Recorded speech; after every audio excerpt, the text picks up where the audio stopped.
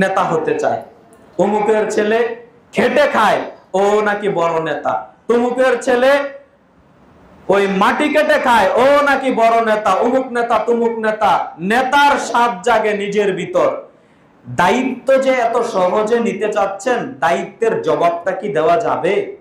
দায়িত্ব দশের সম্পদ, দশের নেতৃত্ব দেওয়া এত চারটিখানি কথা মনে করিয়েন না। দশের দায়িত্ব নেওয়া, দশের দায়িত্ব সামলানো, এটাকে এত চারটিখানি কথা মনে করিয়েন না। কেন? বিচারের কাঠগড়াতে যদি আপনি দায়িত্ব বুঝাতে না পারেন, তাহলে ফলাফল রেজাল্টটা একেবারে উল্টো হয়ে যাবে। এইটার যেরকম মর্যাদা আছে, হক ভাবে দায়িত্ব পালন করতে পারলে যেরকম আল্লাহ মর্যাদা দিবেন, অন্যায় ভাবে, অহক ভাবে, বেহক ভাবে যদি আপনি দায়িত্ব পালন করেন, নীতিবান যদি না হতে পারেন, তাহলে এইটাই হয়ে যাবে জাহান্নামে যাওয়ার জন্য অন্যতম কারণ। কেন জানেন? একটা হাদিসের মর্ম কথা আপনাকে বলি। রাসূলের একজন বিশিষ্ট সাহাবী ছিলেন, যার নাম হচ্ছে মিদাম। মিদাম রাদিয়াল্লাহু তাআলা আনহু, তিনি নবী সাল্লাল্লাহু আলাইহি ওয়াসাল্লামের সাথে অসংখ্য যুদ্ধে অংশগ্রহণ করেছেন। কথা কি বুঝেন? রাসূলের সাহাবী, আবার নবীর সাথে যুদ্ধ করেছেন। মিদাম রাদিয়াল্লাহু তাআলা আনহু একদা নবী করিম সাল্লাল্লাহু আলাইহি ওয়াসাল্লামের ওটের উপর যে চাদরটা রাখা ছিল, এই চাদরটা ঠিক করছিলেন, বাস করছিলেন।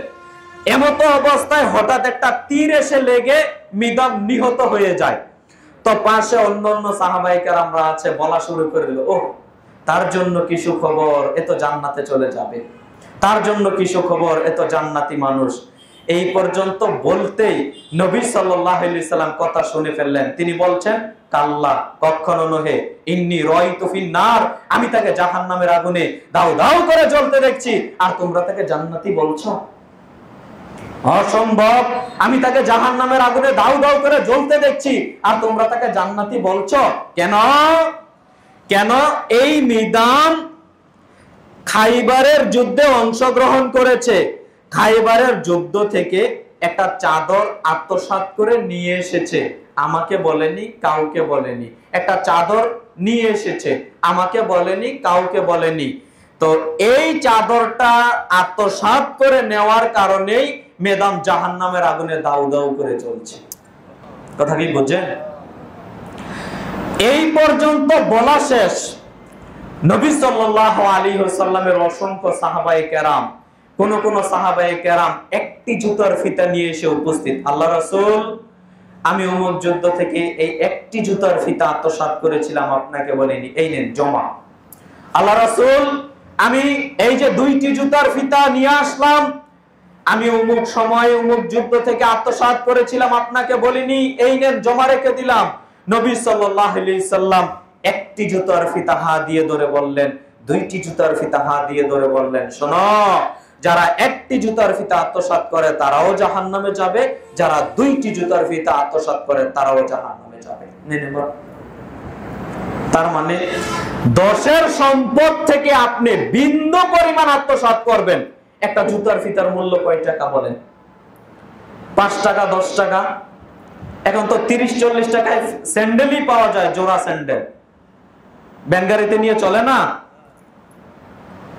তো একটি জুতার ফিতার কি মূল্য থাকতে পারে? নবী সাল্লাল্লাহু আলাইহি সাল্লাম ধরে বলছেন যে যারা একটি জুতার ফিতা আত্মসাৎ করে তারাও জাহান্নামে যাবে, যারা দুইটি জুতার ফিতা আত্মসাৎ করে তারাও জাহান্নামে যাবে। তো বলেন আপনার নেতার কি হবে? আমি বলবো না।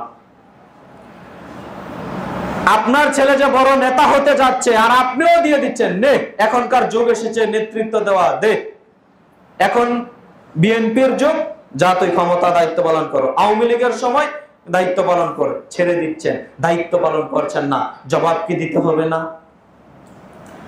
সম্মানিত দ্বীনি মুসলিম ভাই ও বোন, তবে দায়িত্ব পালন করবে যোগ্য মানুষ। অযোগ্য মানুষ দায়িত্বশীল যখন হয়ে যাবে, এটা কিয়ামতের একটা অন্যতম আলামত।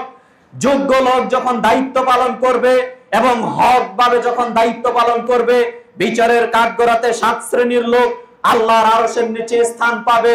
নবী সাল্লাল্লাহু আলাইহি সাল্লাম বললেন, তার 1 নম্বরে তিনি বললেন, ইমামুন আদিলুন, ন্যায়পরায়ণ নেতা, ন্যায়পরায়ণ শাসক।